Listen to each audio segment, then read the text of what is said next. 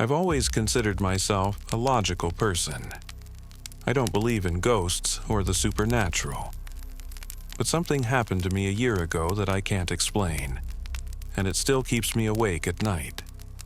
I'm telling this story not because I want answers, but because people deserve to know. Sometimes the scariest things aren't monsters. They're people. I live in a quiet suburban neighborhood, one of those cookie-cutter streets where everyone knows each other just enough to wave, but not enough to meddle. My house is at the end of the cul-de-sac, next to an older home that always seemed neglected. Overgrown yard, shutters hanging loose, the works. The owner was an elderly man named Mr. Hawthorne. He was reclusive, but I'd occasionally see him on his porch, sipping coffee or watching the street. One day, I noticed something strange. His porch light was on during the day, which was unusual. By nightfall, it was still on. It stayed on for days. At first, I didn't think much of it. Maybe he forgot to turn it off. But then, the mailbox started to overflow, and packages piled up by the door. I figured I'd check on him. When I knocked on the door, there was no answer. I called out, "Mr. Hawthorne, are you okay?" Still nothing. The air around the house felt off, like something was wrong. I walked to the side window and tried to peek through the curtains, but they were drawn tight. Then I saw it, the faintest movement inside. A shadow. Someone was in there. Relieved, I called out again, louder this time. "Mr. Hawthorne, it's your neighbor."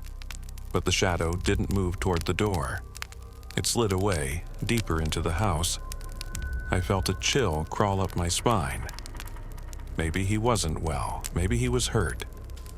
I decided to call the police for a wellness check. They arrived quickly. 2 officers knocked on the door, announced themselves, and, after getting no response, decided to force entry. I stayed outside, pacing nervously on the lawn. Minutes passed, then one of the officers came out, his face pale. "There's no one here," he said. "But I saw someone," I insisted. "A shadow, movement. I know what I saw." They didn't dismiss me outright, but they chalked it up to my imagination. Inside, the house was dusty, empty and cold. No sign of Mr. Hawthorne, no sign of anyone. Just a half-eaten meal on the kitchen table, as if he'd vanished in the middle of dinner.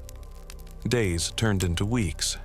The police found no leads, no family, no friends.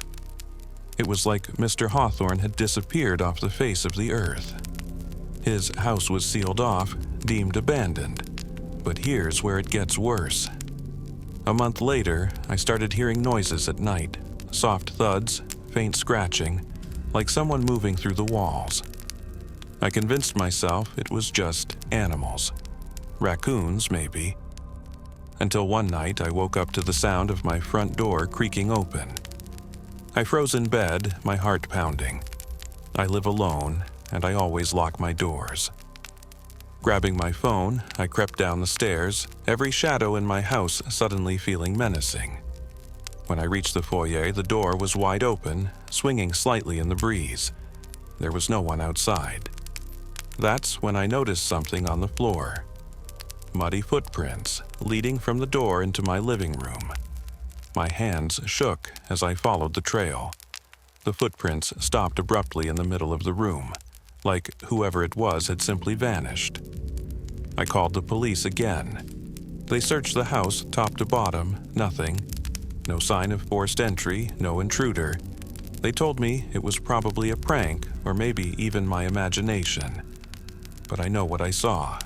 For weeks, I barely slept. Then, one night, I heard it again. Faint scratching, this time coming from the attic. Armed with a baseball bat and sheer desperation, I climbed up to check. The attic was empty, except for one thing. In the far corner, scrawled on the wall in jagged, shaky handwriting, were the words, "I never left." I moved out the next day. To this day, I don't know what happened to Mr. Hawthorne, or who or what was in that house.